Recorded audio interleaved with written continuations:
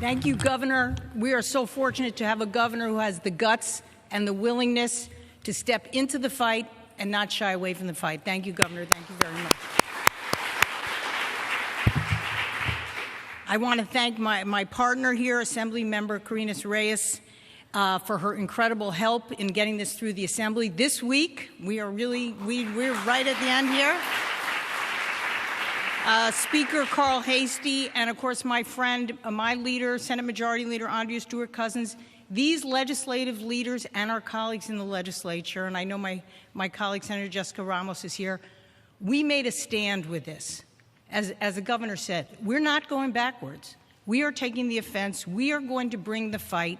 We are going to do what is right for American women using these extraordinary women practitioners in New York who are courageous enough to engage in telemedicine and prescribe abortion medication to women outside of New York. So thank you to my legislative colleagues. I also want to thank so many in the reproductive rights community and the academic community who helped us craft a complicated bill and make sure that it would withstand constitutional challenge and that we achieved a consensus of opinion that this was the right thing to do. It wasn't an easy path, and I thank many of them who are here today for working with us collaboratively to come up with a bill that could get the governor's signature with her comfort level and our comfort level that we are doing the right thing and the legally correct thing. In overturning Roe, the Supreme Court eviscerated a nearly 50-year precedent. But in doing so, the court made clear that the authority to regulate abortion would be returned to the states. New York will not shirk its responsibilities to provide the strongest reproductive rights as possible. So our bill pairs telehealth services with medication abortion, already the preferred method of abortion in this country, to expand access nationwide. It will allow providers licensed in New York State, acting within their scope of practice, to consult and then prescribe medication abortion to women in other states.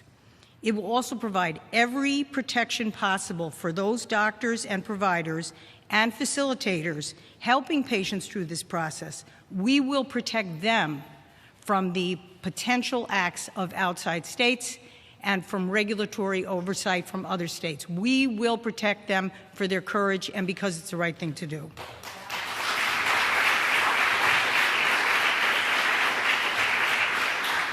New York has always been and will always be a leader in reproductive freedom. Just to remind people, we legalized abortion in 1970, 3 years before Roe. Last year, as the governor said, we took important steps to protect people traveling to New York, and in January, we passed the Equal Rights Amendment for a second time, further safeguarding abortion from government interference when it passes through the voters.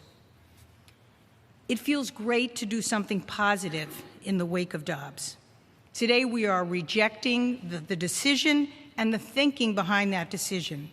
We stand here as allies with women in states where conservative state legislatures rolled back a fundamental right despite overwhelming public opinion evidence that majorities everywhere support the right to abortion.